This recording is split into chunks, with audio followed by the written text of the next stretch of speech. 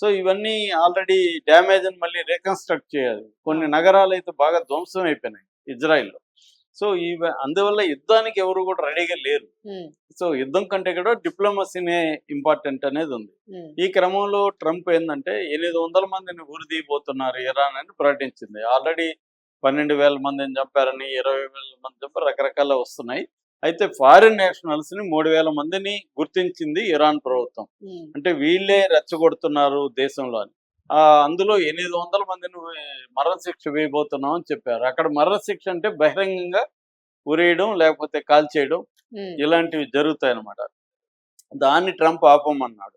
So Iran కూడా Trump మాటకి మన్నించి ఆపింది. ఒక రకంగా ఇరాన్ కూడా వెనకడుగు వేసినట్టుగా మనకు అర్థమవుతుంది. సో ట్రంప్ కూడా నేను చెప్పినట్టు ఆపింది కాబట్టి thank you, you did great అని చెప్పి నన్ను ఇచ్చాడు అనమాట. సో దీనివల్ల కొద్దిగా తాత్కాలికంగా ఆగిందని చెప్పొచ్చు. అయితే ఇప్పుడు ఇరాన్ లో ఇంటర్నల్ వ్యవహారాలు ఇంకా గందరగోళంగా ఉన్నాయి. సో వాళ్ళు ఈవెన్ మహిళల్ని కూడా 2 మహిళల్ని నిన్న ఉరిదీశారు. వాళ్ళు మాట్లాడిన వీడియోలు కూడా వైరల్ అవుతున్నాయి. మామూలుగా అయితే ఇంటర్నెట్ బ్యాన్ చేసింది కానీ రహస్యంగా కొంత వీడియోలు అయితే స్మగుల్ అయి బయటకు వచ్చేస్తున్నాయి. అంటే ఇప్పుడు అమెరికన్ ఏజెన్సీలు వీళ్ళు ఉంటారు కదా, వాళ్ళు శాటిలైట్ ద్వారా డైరెక్ట్ గా క్యాప్చర్ చేసుకుని ఇంటర్నెట్ ని పెట్టుకొని వాళ్ళు చేస్తున్నారు. సో అలాగా ఇప్పుడు ఇరాన్ అయితే గందరగోళంగానే ఉంది. అక్కడ నేను నిన్న డీటెయిల్ గా చెప్పాను కాబట్టి మళ్ళీ చెప్పాల్సిన అవసరం లేదు. ఇరాన్ లో ఉన్న ఆర్థిక సమస్యలు కావచ్చు, వాళ్ళకి ఫ్రీడమ్ లేకపోవడం కావచ్చు, ముఖ్యంగా మహిళలకి, వీళ్ళంతా పెద్ద ఎత్తున తిరుగుబాటు చేస్తున్నారు. సో ఈ నేపథ్యంలో ఇరాన్ ఒక అడుగు వెనక్కి తగ్గడం, అట్లాగే పాకిస్తాన్ ఇరాన్ తరపున ట్రంప్ తో చర్చలు నడుపుతుండడం, ఒక పక్క ఖతార్ కూడా నడుపుతుండడం. ఇప్పుడు అల్ జజీరా లాంటి ఛానల్ కూడా ఖతార్దే అన్నమాట. సో వీళ్ళందరూ కూడా ట్రంప్ మీద ప్రెజర్ అయితే క్రియేట్ చేస్తున్నారు. రెండోది నిన్న కూడా చెప్పాను, అక్కడ ఇరాన్ పక్కనే మనకి హార్ముజ్ జలసంధి వెళ్తుంది. ఈ హార్ముజ్ జలసంధిలో మొత్తం ప్రపంచంలో ఉండే ఆయిల్లో 20% ఆయిల్, తర్వాత ఎల్ఎన్జి అంటారు, లిక్విఫైడ్ నేచురల్ గ్యాస్, ఈ 2 కూడా అటు నుంచి వెళ్తాయి. అది నేరో ఇదన్నమాట, 32 కిలోమీటర్స్ మాత్రం ఉంటది. ఇది వచ్చి 2 దేశాలకు సంబంధించింది. ఒక పక్క నార్థన్ సైడ్ ఏమో ఇరాన్, సదరన్ సైడ్ ఏమో ఒమన్.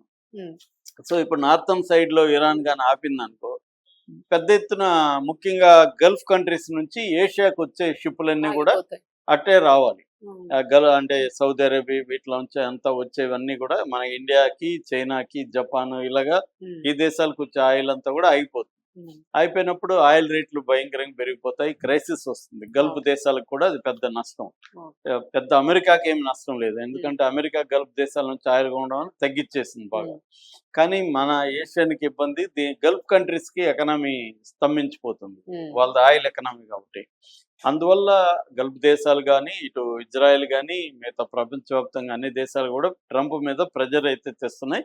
అట్లాగే ట్రంప్ చుట్టూ ఉన్న వాళ్ళు కూడా యుద్ధం వద్దనే ట్రంప్ చెప్తున్నారు. ఎందుకంటే ఇరాన్ వెనజులా కాదు పోయి ఇలా పట్టుకురావడానికి.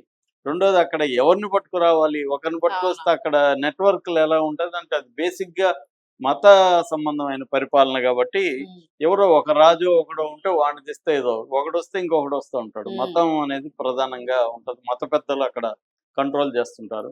అంత ఈజీగా అక్కడ మార్చడం కూడా కష్టం.